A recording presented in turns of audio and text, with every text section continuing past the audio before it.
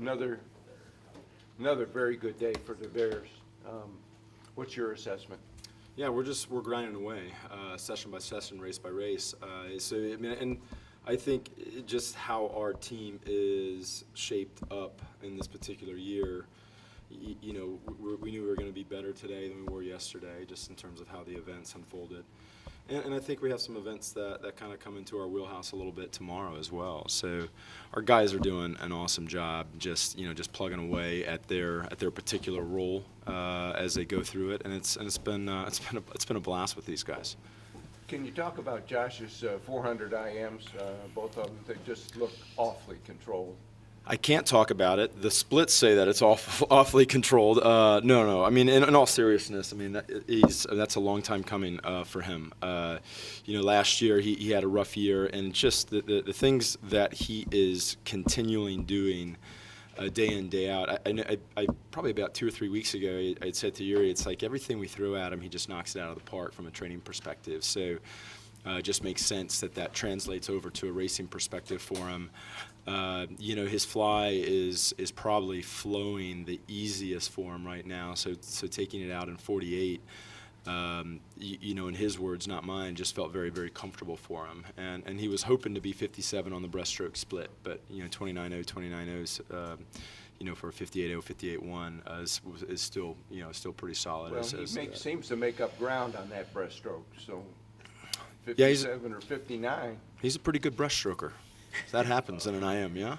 But where are the flight being so strong in the butterfly legs? Because that's not, traditionally his forte, but he's been right out there in the front. He always tells me if I put him in a 200 fly, and he thinks he's a 50 flyer. He wants to be on our 200 medley relay. He kind of politics for that. But he always, every distance guy tells you that.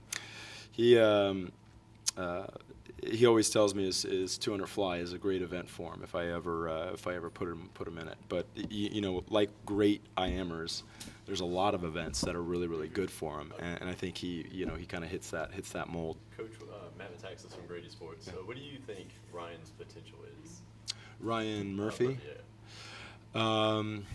I don't know. I mean, I don't necessarily think in terms of potential. I mean, I think he executed a better race tonight than he did last night.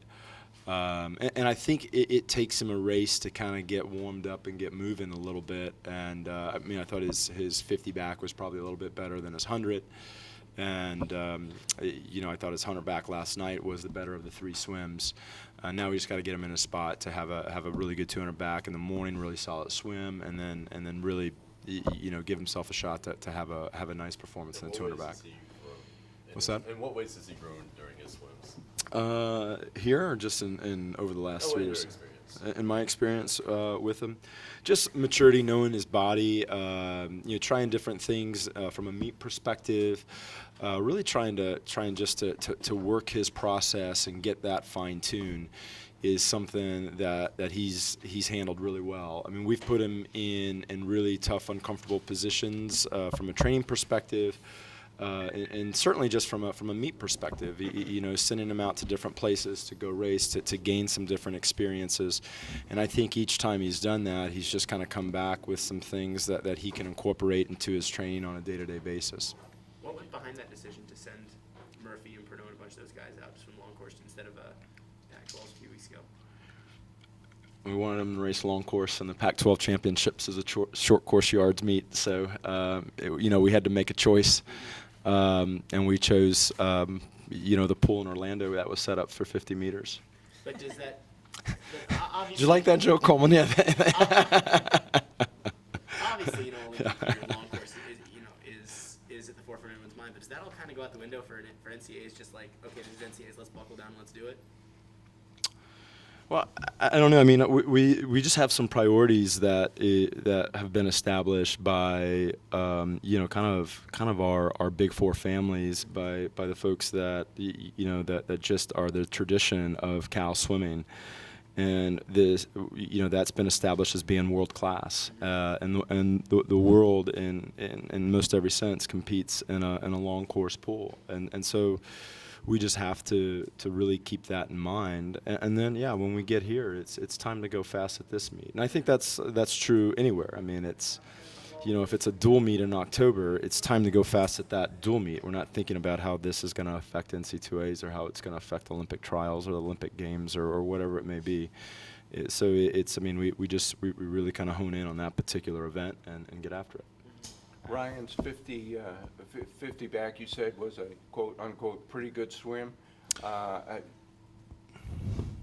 20.20 looks a little better than pretty good. I know, we got to get some of our freestylers hustling because he's catching them, Well, is that incessant whistling any motivation for your athletes? I don't know who the jerk is on our team that whistles that loud, but once I find him, I'm going to reprimand him and fire him.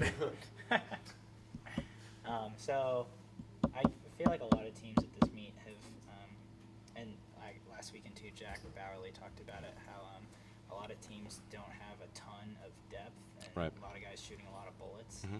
How did you guys kind of prepare for that? And then, moving into the meet, do you feel like you guys get better with more? Well, I guess you probably do less swims as the meet goes on, but how Yeah. do they kind of handle that?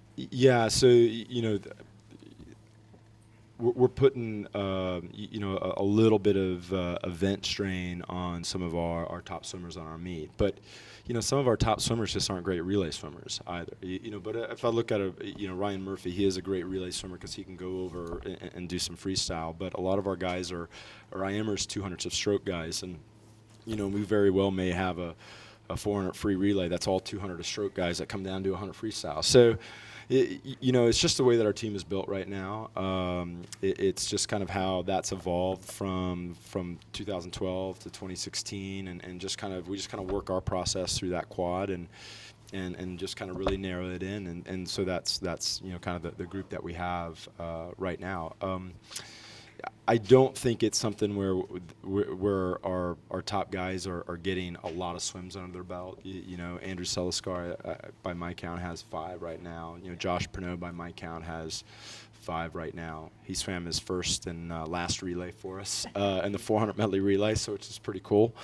So yeah, there's not a ton of swims on our guys. I feel like I think Murph is taking on a pretty good shouldering a pretty good amount of the responsibilities, but as I said earlier, I think he's getting better as he goes through his swims. So I think it's a good thing for him to kind of keep racing, and he's at a point where in a 100 back and a 200 back, he can kind of control the swim a little bit and feel pretty good about where he is. So, I mean, he's kind of having to get up and pop it at night a little bit, which is what he can handle.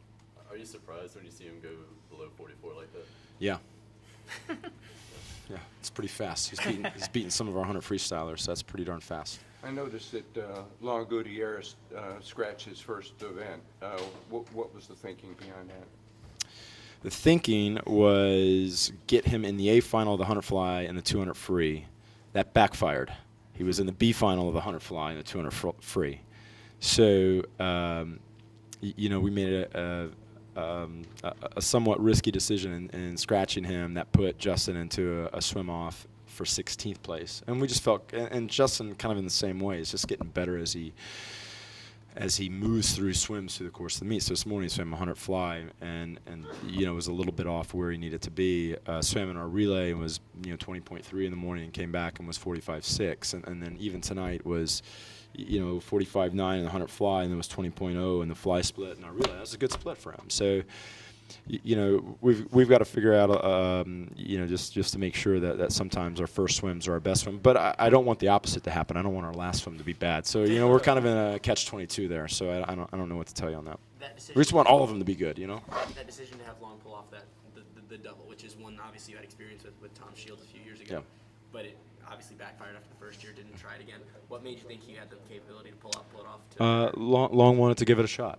And so we talked about it, and it's not just something that we kind of come here and we're not prepared for it. I mean, we on the clock we were about 15 minutes through a lot of his kind of training sets in anticipation of that, and I think we're right about 15 and a half, 16 minutes between those two swims. I thought those were two pretty good swims. To go 45 and then go 133.